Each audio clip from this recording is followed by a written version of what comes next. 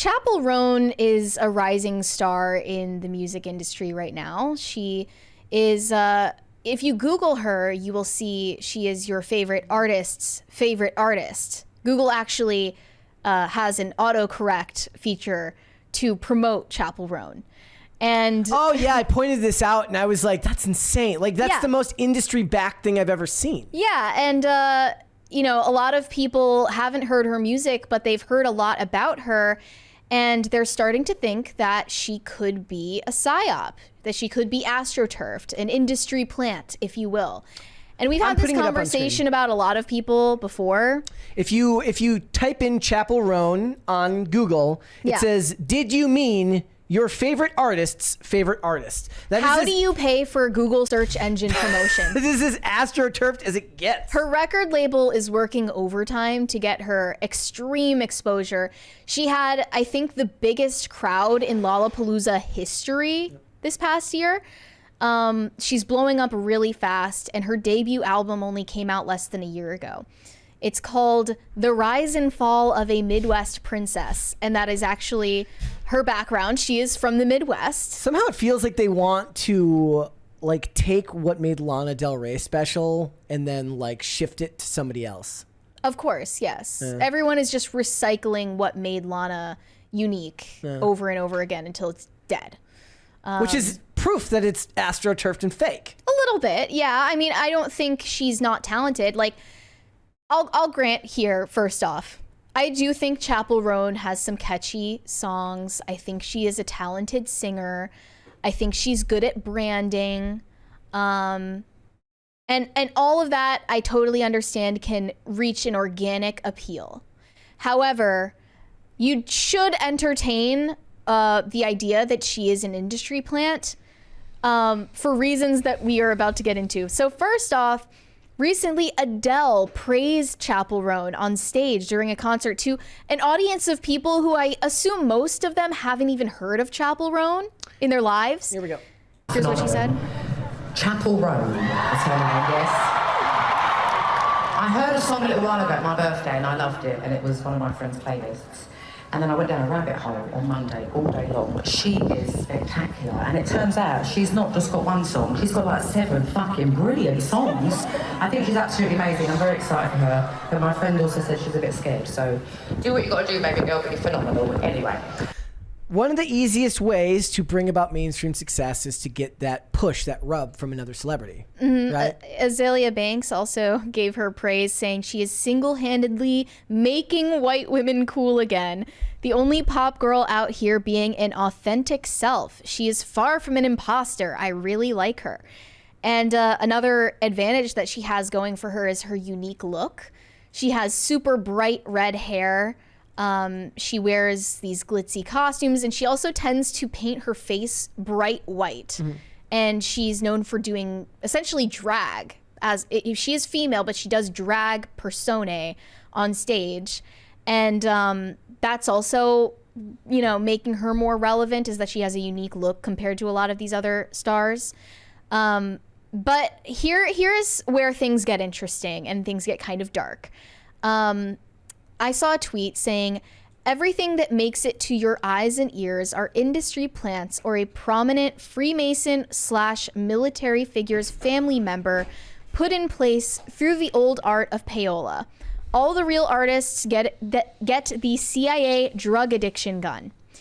And someone replied saying, it's obvious before you even scratch the surface to look at sus connections. Literally one day a week ago, she appeared all over my Explore feed on Instagram.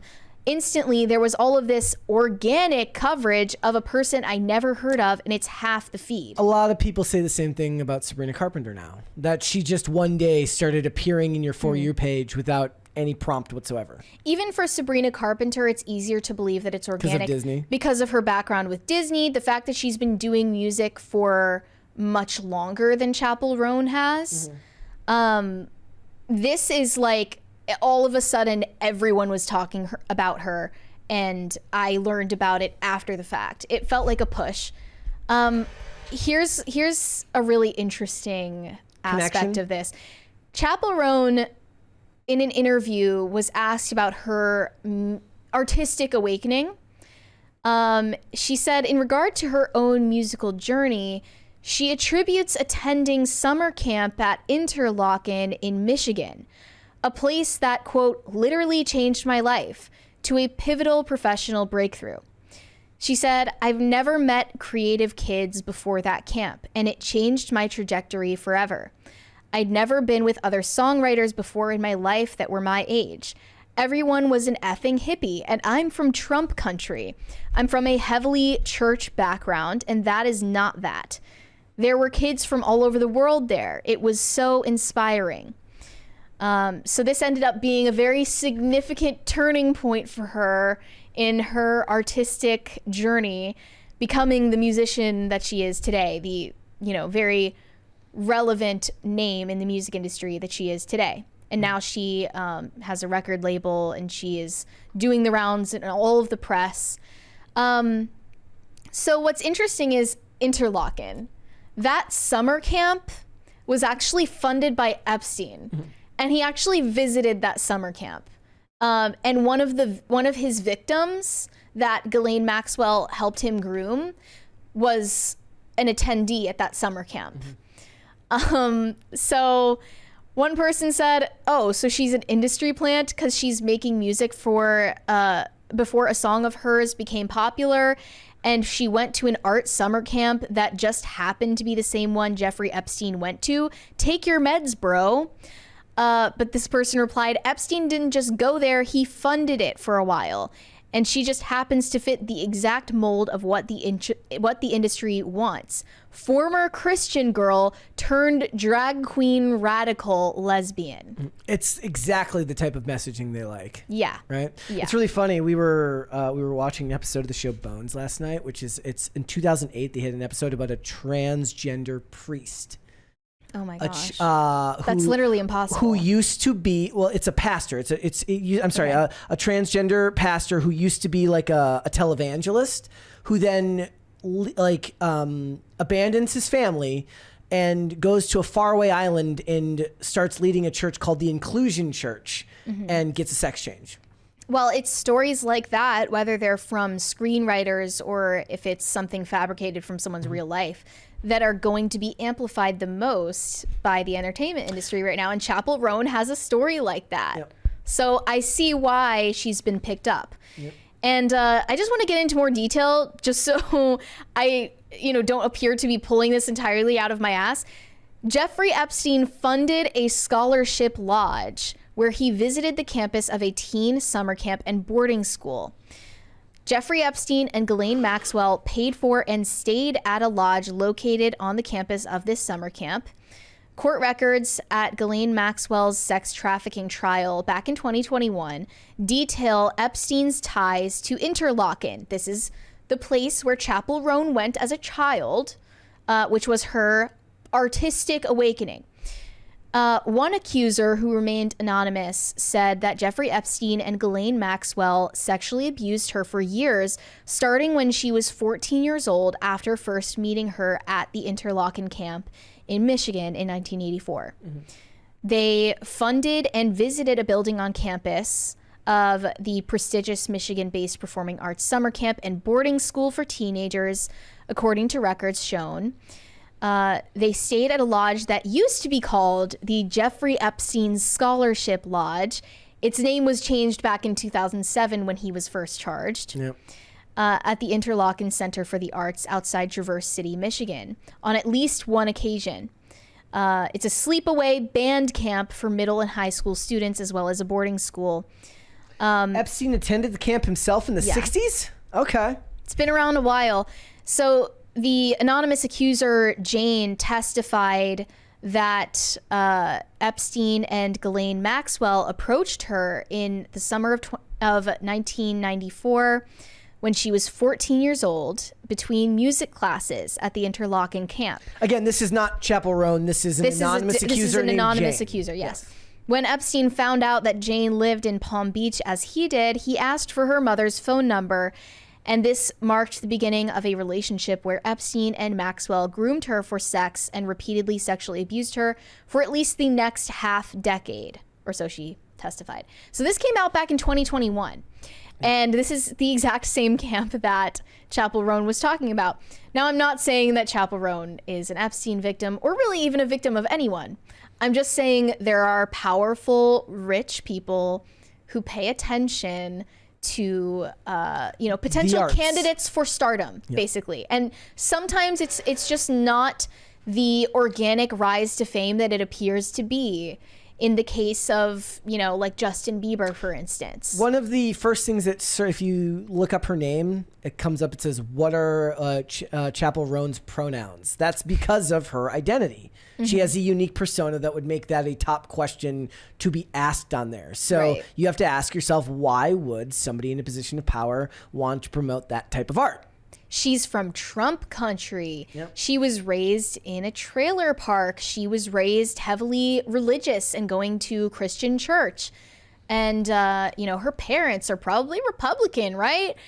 But she went to this crazy, hip, trendy summer camp for young artists. And she came into her own, and she got discovered. It wasn't always so blatant, right? The story of the small town girl or guy who wants to make it big in LA is nothing new, right? That's the base level model for this type of propaganda that we see now, because it's a very real thing, right? Small town person has big city dreams. Sure. And then you just expand upon that to whatever your idea. To riches thing. Yes, yeah, exactly. It's very easy to market something like that, especially when you intertwine it with something related to sexuality or gender. And she is very much open about the fact that she is a lesbian and she makes music for lesbians, and that she has now, renounced her Christian background and her uses her Midwestern background as a marketing ploy. Mm-hmm.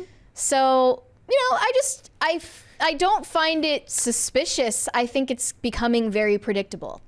Well, I mean, like, not to now. attach it too heavily to politics, but they talk all the time about how, look, at the DNC convention, they have like abortions and vasectomies on site. Mm-hmm. Tim calls it a death cult. Well, they don't need to have kids. They recruit. Well, they're like, as long as there are less humans on the planet, we have achieved what we're going after. But my point is that they don't procreate. Mm-hmm. They recruit. Mm-hmm. And this is how they recruit. Yeah. So, I mean, again, this isn't some kind of like huge gotcha moment. Like, no, not at all. she probably didn't even know that Epstein funded that stupid summer camp she went to. But I just think you got to pay attention to these details, because a lot of the selling point for these artists is that they were discovered out of nowhere. And usually that's not true. I mean, Billie Eilish, for instance, her parents were already in the industry. I mean, I think both of her parents were screenwriters and actors. Taylor Swift's dad. He basically struck a deal with a music label executive and said, like, I will invest in this company if you can shake hands with me and tell me you're going to make my daughter a star. And it worked. Yep.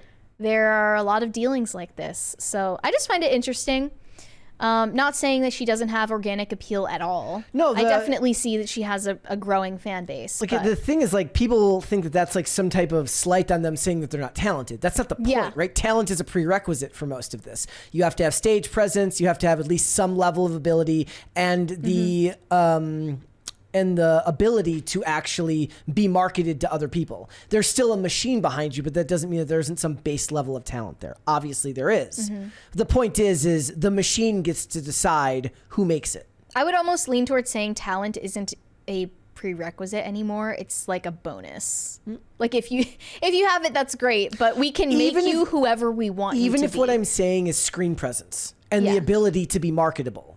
Mm-hmm. Charisma of some sort. Thanks for watching. Listen to full episodes of Pop Culture Crisis on Spotify. Keep up with us on social media and make sure you subscribe and ring that bell so you never miss the show. Bye, guys.